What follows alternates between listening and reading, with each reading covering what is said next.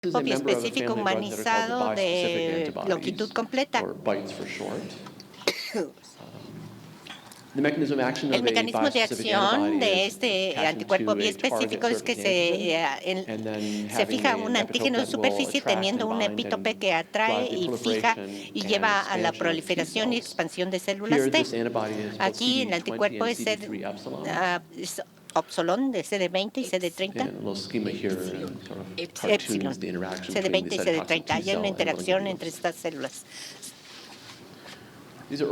Estos son los primeros datos que se presentaron en ASH el año pasado, considerando el uso de Mosun como agente único y en linfoma refractario. Aquí se ve las distintas gráficas que muestran actividad en un rango de histologías indolentes y agresivas de linfomas CD20 positivos. Y como ven, siempre en la gráfica de araña se ve algo de durabilidad en estas respuestas en pacientes con linfoma no Hodgkin que reciben no indolente. Y hay otros cuyas respuestas son un poco comunes. En cuanto a tolerabilidad, es una terapia que activa células T y hubo una duda al abrir el estudio que pudiera haber un perfil de toxicidad más como el que estamos acostumbrados a ver en distintos síndromes con neurotoxicidad. Y hemos visto que las tasas de CRS son bajas relativamente con este fármaco. Al principio las tasas eran más altas y se mitigó eso con dosis fraccionadas por pasos y se usó blinatumomab también con fraccionamiento. Se ha mitigado CRS significativamente y no hemos visto CRS más alto de grado 2. La neurotoxicidad ha sido poco común. Hay un caso, sin embargo, de activación de EBV que lleva a un síndrome tipo HOH y hubo un caso de perforación intestinal. El tercer fármaco es el MOR208. Es un anticuerpo dirigido contra CD19. Este es el primer anticuerpo desnudo anti-CD19 que hemos visto en la clínica. Pensamos que CD19 no era un buen objetivo, pero vimos que lo contrario. En un principio, en congresos anteriores, vimos que hay actividad modesta como monoterapia y esto llevó a su combinación con lenalidomide en pacientes con linfoma con recidiva y se usa en combinación con lenalidomide en dosis estándar, un total de 12 ciclos. Los pacientes reciben mantenimiento y para progresión. La respuesta fue buena con una tasa de respuesta de 58% y tasa CR de 33%, o sea, respuesta completa. El PET no se usó uniformemente por el diseño. Los CR se confirmaron por PET en unas 3/4 partes. Las curvas de sobrevida no se llegan hasta 16 meses. El seguimiento mediano, sin embargo, es solo de 12 meses. Y aquí vemos la gráfica de Bosque para identificar a pacientes que pudieran beneficiarse. Y como hubiéramos adivinado a priori, vemos que hay mejores desenlaces con pacientes no GCPs que en centros germinales. Y esto nos podría hablar de actividad en linfoma. En cuanto a sobrevida global, esta no es el tipo de curva que estamos acostumbrados a ver con tratamiento con lenalidomide o cualquier otro en manejo de linfoma recidivante. Cuando tenemos una sobrevida global con una media de 12 meses, el estudio es muy pequeño y la curva es intrigante y queremos ver el desarrollo en la clínica con este medicamento. En cuanto a seguridad, parece que se tolera bastante bien. Es interesante que no se asocia con reacciones a la infusión y esto puede deberse a que los pacientes que lo reciben ya se han depletado en esquemas anteriores y cuando se utiliza con monoterapia en rituximab, es difícil ver las diferencias en este estudio pequeño. Los pacientes reciben una dosis más baja, lenalidomide, y el suspender lenalidomide fue poco común. Y dije que iba a estar a tiempo. Me quedan 37 segundos. Aquí quiero agradecer a mis colegas del grupo.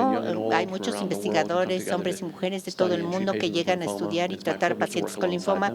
Es un privilegio trabajar con ellos. En la parte inferior vemos nuestra nueva clínica de pacientes en Manhattan, en Nueva York, y este es de New Jersey, en el norte de New Jersey, y pacientes en que se les da radioterapia en estudios clínicos. Si van a visitarnos, me dará mucho gusto llevarlos a visitar. Si ustedes tienen preguntas, soy aquí. Gracias.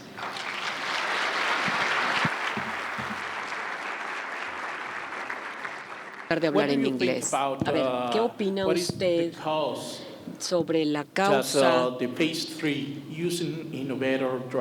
de los estudios fase 3 que estudian innovadores como ibrutinib, lenalidomida y otros? O sea, ¿qué está ocurriendo en la biología del linfoma que está produciendo estos fracasos de los estudios? Una buena pregunta. A very good question. Our understanding of why Nuestra these comprensión trials de are por qué negative estos when we estudios dan believe negativos. Nuestra comprensión de por qué estos estudios salen negativos cuando pensamos que los tratamientos que damos son superiores es un reto. Mi opinión personal es que parte del problema está en el diseño de los estudios. Sabemos muy bien que existe este efecto paradójico que se ha observado consistentemente de que mientras más le lleva a uno empezar el tratamiento para linfoma de células grandes, mejor es la sobrevida. ¿Y cómo es eso posible? O sea, no tiene sentido. Uno esperaría que fuera peor porque están progresando, ¿no? Pero este paradigma es que los pacientes con una enfermedad peor, digamos, los apresuran al tratamiento, y los que biológicamente tienen una enfermedad menos impresionante, pues son a los que se les deja esperar. El tratamiento siempre pone barreras a la participación, ¿no? La patología central, el área de revisión, se tiene que esperar a hacer una serie de estudios, hay ciertas ventanas, y todas estas barreras que se colocan contra la participación, pues hace que en los estudios se ingrese más tarde a los pacientes con riesgo más alto, y se ingresa sobre todo a los que tienen un riesgo más bajo, y esto hace que veamos pues una efectividad mayor, ¿no? Porque los pacientes estaban mejor de lo que uno, o sea, de una efectividad que no es tan grande porque los pacientes estaban mejor de lo que uno pensaba. En el caso de Phoenix, no creo que esto sea la razón, sino que el tratamiento pues es más tóxico y que tuvieron suerte ingresando el subconjunto de pacientes que pudieron tolerar esta terapia más tóxica. Más bien fueron sorprendidos por la toxicidad porque fue mayor de lo que la habían visto en el estudio fase 2. Y esto es además una historia común porque por lo general los estudios fase 2 acumulan pacientes más jóvenes en mejores condiciones y en realidad a veces ocultan la sucia verdad de los fármacos más tóxicos.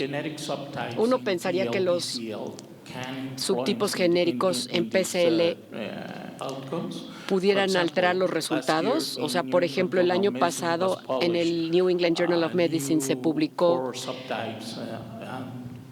4 subtipos nuevos con diferentes respuestas utilizando diferentes innovadores. Entonces, ¿qué piensa usted de esto?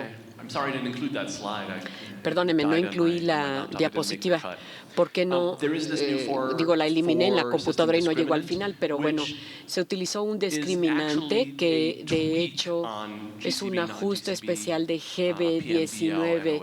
PNBL con reasignación relativamente baja, simplemente poniéndoles nuevos nombres a los subtipos. Yo creo que el futuro del linfoma de células grandes sea la atención personalizada, y a medida que vayamos volviéndonos más sofisticados, entendiendo la biología de subconjuntos, vamos a poder mejorar el tratamiento de los subconjuntos. También yo no creo que sea la única historia, y hay fármacos como Polan que están en desarrollo y que tienen un mecanismo que debiera de ser agnóstico de origen y hay capacidad para eso, que queda, digamos, margen para eso.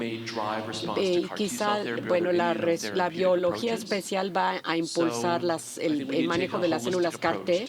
Tenemos que manejar, creo yo, un abordaje integral y utilizar células CAR-T con blancos inteligentes y pensar más ampliamente sobre cómo, digamos, Gómez de Monterrey, ¿qué recomendaría que hagamos en un ámbito de recursos limitados en donde la mayoría de las veces la biología, o es decir, los patólogos no están entrenados para detectar las biologías y